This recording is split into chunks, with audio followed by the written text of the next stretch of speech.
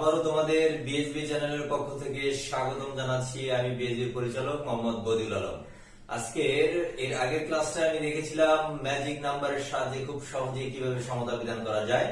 আজকেও আরো অনেকগুলো বিক্রিয়া নিয়ে আসছি পটাশিয়াম ডাইক্রোমেটের জন্য। ম্যাজিক নাম্বারের সাহায্যে খুব সহজেই তোমরা কিভাবে সমতা বিধান করতে পারবে। তাহলে আজকে যে বিক্রিয়াগুলো আছে সেই বিক্রিয়াগুলো দেখা যাক। এখানে potassium iodide, potassium dichromate, hydrochloric acid, এটা হচ্ছে বিক্রিয়ক। এরা বিক্রিয়া করে যে উৎপাদগুলো তৈরি করবে সেই উৎপাদগুলো কিভাবে তৈরি হয় সেটাও তুমি শিখে নিবা। একটি বিষয় খেয়াল করো যে কোনো একটি রাসায়নিক বিক্রিয়ায় যদি বিক্রিয়কে অধাতু থাকে আয়ন আকারে, তাহলে সেই বিক্রিয়কটা থেকে যখন উৎপাদ তৈরি হয় সেই উৎপাদটা হয় অণু আকারে। যদি কোনো রাসায়নিক বিক্রিয়ায় বিক্রিয়ক অণু আকারে থাকে অধাতু, সেক্ষেত্রে ওই অধাতুটা যখন উৎপাদে যাবে তখন অধাতুটা আয়নিক রূপ প্রদর্শন করে।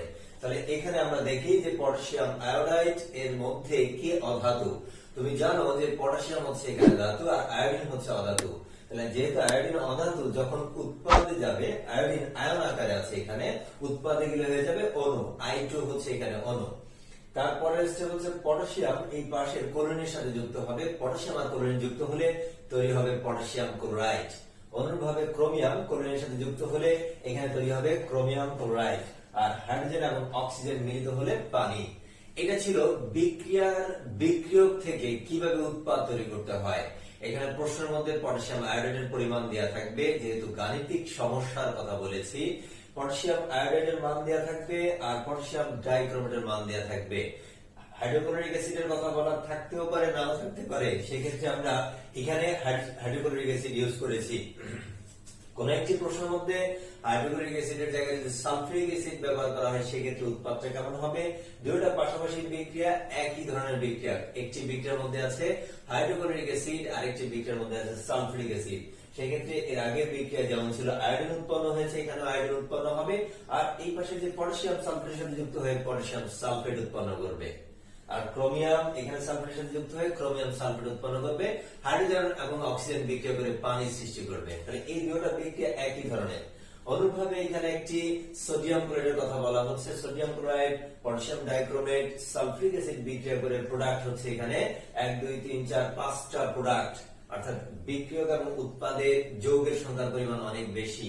এখানে 5টা আর এখানে 3টা 8টা। এই ধরনের বিক্রিয়াগুলো সমতা বিধান ম্যাজিক নাম্বারের সাহায্যে না করলে অনেক টাইম লেগে যাবে তোমার সমতা বিধান করতে।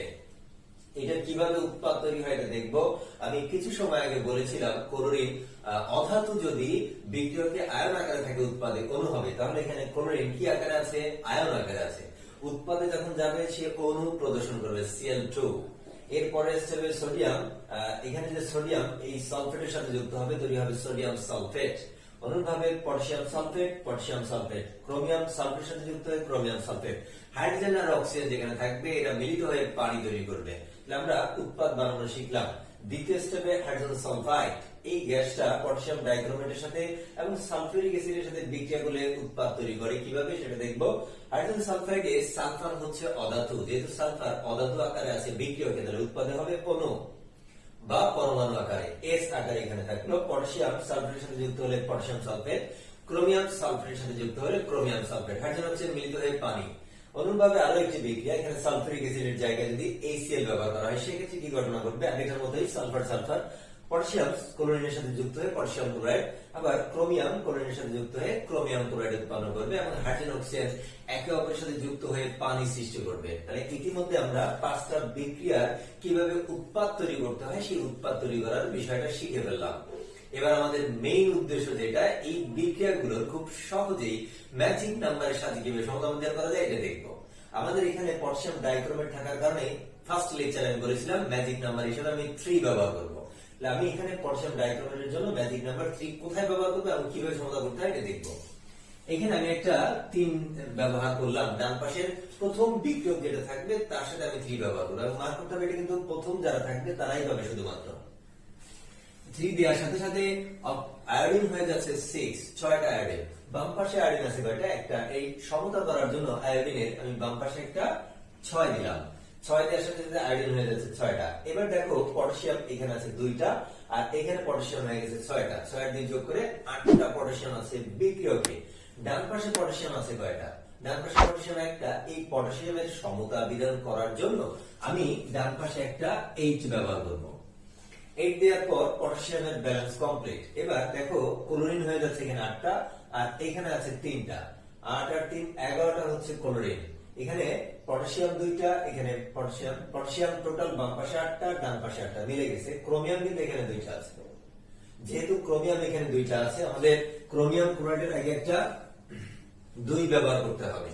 2 দেওয়ার সাথে সাথে পটাশিয়াম হচ্ছে এখানে 8টা, আর এখানে 3 দুগুণে 6, 6টা ক্লোরিন, সরি ক্লোরিন এখানে 8টা, এখানে ক্লোরিন 6টা, 6 আর 14টা ক্লোরিন আছে ডান পাশে। এই ক্লোরিনের সমতা করার জন্য আমরা এখানে যেহেতু 14টা ক্লোরিন আছে, এখানে 14 ব্যবহার করতে হবে ক্লোরিন। এখানে ক্লোরিন নেই, এখানে ক্লোরিন নেই, এটার মধ্যে আছে ক্লোরিন, HCl এর মধ্যে। আমি এখানে একটা 14 ডিজিট ব্যবহার করবো, সেক্ষেত্রে অটোমেটিক ক্লোরিনের ডান পাশে বাম পাশে সমতা বিধান হয়ে যাবে। কিন্তু এখানে 14টা ক্লোরিন দেওয়ার সাথে সাথে হাইড্রোজেন হয়ে যাচ্ছে 14টা। এই হাইড্রোজেনের সমতা করার জন্য আমাদের ডান পাশে পানির সামনে একটা 7 ব্যবহার করতে হবে। 7 দেওয়ার সাথে সাথে হাইড্রোজেন হয়ে যাচ্ছে কয়টা? 14টা। এই সহজ একটা ডিজিটের সাহায্যে পুরো বিক্রিয়াটার সমতা বিধান কমপ্লিট হয়ে গেল। এরপরে বিক্রিয়াটার সমতা বিধান করার জন্য আমরা দেখবো যে এখানে আইডিয়া আছে যে ম্যাজিক নাম্বার আবার 3, সেই ম্যাজিক নাম্বার 3 এখানে ব্যবহার করলাম। করার সাথে সাথে আয়োডিন হয়ে যাচ্ছে 6টা, বাম পাশে আয়োডিন আছে 1টা। এই ব্যালেন্স করার জন্য আমি এখানে একটা 6 দিলাম। আয়োডিনের সমতা কমপ্লিট। এবার এখানে পটাশিয়াম আছে 2টা, এখানে 6টা, 8টা পটাশিয়াম। ডান পাশে পটাশিয়াম আছে শুধুমাত্র 2টা। এখানে এই 8 ব্যালেন্স করার জন্য পটাশিয়ামের আগে একটা 4 দিলাম। 4 দেওয়ার সাথে সাথে পটাশিয়াম হয়ে যাচ্ছে 8টা, পটাশিয়ামের ব্যালেন্স কমপ্লিট। ক্রোমিয়াম এখানে 2টা, এখানে ক্রোমিয়াম 2টা। এবার দেখবো সালফেট, এখানে 4টা সালফেট আর এখানে 3টা সালফেট, 7টা সালফেট আছে ডান পাশে। সালফেটের ব্যালেন্স করার জন্য সালফিউরিক অ্যাসিডের আগে আমি একটা 7 ব্যবহার করব। অটোমেটিক ভাবে সালফেটের হিসাব কমপ্লিট হয়ে গেল। হাইড্রোজেন আছে এখানে 14টা, এখানে যদি আমি একটা 7 ব্যবহার করি তাহলে হাইড্রোজেনের সমতাও কমপ্লিট। আমরা এই দুইটা বিক্রিয়ার সমতা বিধান দেখে ফেলছি ম্যাজিক নাম্বার 3 এর সাহায্যে। অনুরূপভাবে আবার যেহেতু পটাশিয়াম ডাইক্রোমেট, আবারও ম্যাজিক নাম্বার 3 ব্যবহার করতে হবে। এখানে যদি একটা 3 ব্যবহার করা হয় ক্লোরিনের আগে, সেক্ষেত্রে ক্লোরিন হয়ে যাচ্ছে অনুরূপভাবে 6টা। এখানে ক্লোরিন আছে 1টা, ওইটাকে ব্যালেন্স করার জন্য আমি এখানে একটা 6 ব্যবহার করলাম। এই 6 দেওয়ার পর সোডিয়াম দেখবে এখানে কয়টা হয়ে গেছে? সোডিয়াম হয়ে গেছে 6টা, আর ডান পাশে সোডিয়াম আছে কয়টা? 2টা। এটা ব্যালেন্স করার জন্য আমি এখানে একটা 3 ব্যবহার করলাম। এরপরে দেখবো পটাশিয়াম এখানে 2টা, এখানে পটাশিয়াম 2টা, এখানে ক্রোমিয়াম 2টা, এখানেও ক্রোমিয়াম 2টা। তাহলে পটাশিয়াম আর ক্রোমিয়ামের কোনো সমতা বিধানের সমস্যা নেই। এবার হিসাব করবো আমরা সালফেট কতগুলো আছে। এখানে সালফেট আছে 1টা, এখানে সালফেট আছে 3টা, তাহলে টোটাল হলো 4টা। এখানে সালফেট আছে 3টা, 4 আর 3 7টা সালফেট আছে ডান পাশে। সালফেটের ব্যালেন্স করার জন্য সালফিউরিক অ্যাসিডের আগে আমি একটা 7 ব্যবহার করলাম। অটোমেটিক সালফেটের হিসাব হয়ে গেছে। হাইড্রোজেন আছে এখানে 14টা, ডান পাশে হাইড্রোজেন আছে 2টা, এর জন্য আমি এখানে একটা 7 ব্যবহার করব। তাহলে পুরো বিক্রিয়াটার সমতা বিধান আবার সেই ম্যাজিক নাম্বার 3 এর সাথে হয়ে গেছে। এবার আমরা দেখবো hydrogen sulphide, potassium dichromate, sulphuric অ্যাসিডের জন্য। এক্ষেত্রেও ম্যাজিক নাম্বার 3 এর সাথে সমতা বিধান আমরা করব। 3 ব্যবহার করলাম। সালফাইড আগে একটা 3, এখানে দেখো সালফার আছে 1টা, সুতরাং এর সামনে আমরা একটা 3 ব্যবহার করব। 3 দিয়ে পটাশিয়াম এখানে 2টা, এখানে পটাশিয়াম 2টা, ক্রোমিয়াম 2টা, এখানে ক্রোমিয়াম 2টা। অটোমেটিক পটাশিয়াম এবং ক্রোমিয়ামের সমতা বিধান করা আছে, সুতরাং পটাশিয়াম ক্রোমিয়ামের নিয়ে কোনো সমস্যা নেই। হাইড্রোজেন হচ্ছে বিক্রিয়া করে পানি বের করছে। এবার আমরা সালফেটের যদি হিসাব করি, এখানে সালফেট 1টা, এখানে সালফেট 3টা, 4 আর 3 আর এখানে টোটাল 4টা সালফেট আছে ডান পাশে, এখানে সালফেট আছে 1টা। এই 4টা সালফেটের সমতা করার জন্য আমরা যদি এখানে একটা 4 ব্যবহার করি তাহলে সালফেটের সমতা হয়ে যাবে। 4 যদি ব্যবহার করি সেক্ষেত্রে তারপরে দেখবো এখানে 4 দিলাম সালফেটের জন্য, এখানে একটা সালফেট, এখানে 3টে সালফেট, 4টা সালফেট, এখানে 4টা সালফেট। অটোমেটিক ভাবে সালফেটের সমতা হয়ে গেছে, কিন্তু সালফেট ব্যবহার করার সাথে সাথে হাইড্রোজেন হয়ে যাচ্ছে কয়টা? 4 দুগুণে 8টা, আর এখানে হাইড্রোজেন আছে কয়টা? 6টা। 8 আর 6 14টা হাইড্রোজেন আছে বাম পাশে। এই হাইড্রোজেনের সমতা করার জন্য আমাদের ডান পাশে একটা 7 ব্যবহার করতে হবে। যদি আমি 7 ব্যবহার করি দেখবা এখানে 6টা আর এখানে 8টা, 6 আর 14টা, ওইখানে 7 দিয়ে সাথে 7 গুণ 14টা। অটোমেটিক ভাবে হাইড্রোজেনের সমতা কমপ্লিট। এবার আমরা লাস্ট যে বিক্রিয়াটা আছে এটার সমতা বিধান দেখবো। এখানে hydrogen sulphide, potassium dichromate, sulphuric অ্যাসিডের জায়গাটা শুধুমাত্র চলে আসছে হাইড্রোক্লোরিক অ্যাসিড। প্রোডাক্ট কিন্তু একই track, sulphur, potassium chloride, chromium chloride, পানি।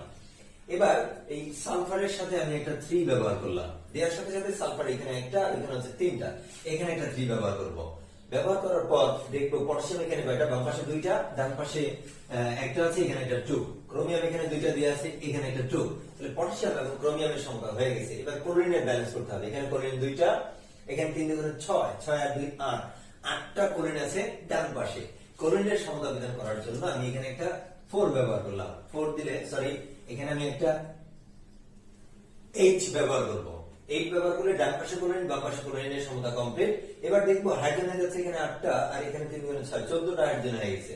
হাইড্রোজেনের সমতা করার জন্য আমি যদি পানির আগে একটা 7 ব্যবহার করি, সেক্ষেত্রে পুরো বিক্রিয়াটার সমতা বিধান কমপ্লিট। এই নিয়মে আমরা একটু প্র্যাকটিস করলে, আমি যেটা দেখাচ্ছিলাম সেটা হচ্ছে পটাশিয়াম ডাইক্রোমেটের জন্য। নেক্সট ক্লাসে আমরা পটাশিয়াম পারম্যাঙ্গানেটের ম্যাজিক সমতা বিধান বিষয়বস্তুটা নিয়ে আসবো। এইভাবে প্র্যাকটিস যদি তোমরা করো, সেক্ষেত্রে বড় বড় কেমিক্যাল রিঅ্যাকশন গুলো খুব সহজেই তোমরা করতে পারবে। আমার লেকচার যদি তোমাদের ভালো লেগে থাকে, তাহলে আমাদের চ্যানেলটি সাবস্ক্রাইব করো এবং আমার সাথেই থাকো। ধন্যবাদ সবাইকে, বেস্ট অফ লাক।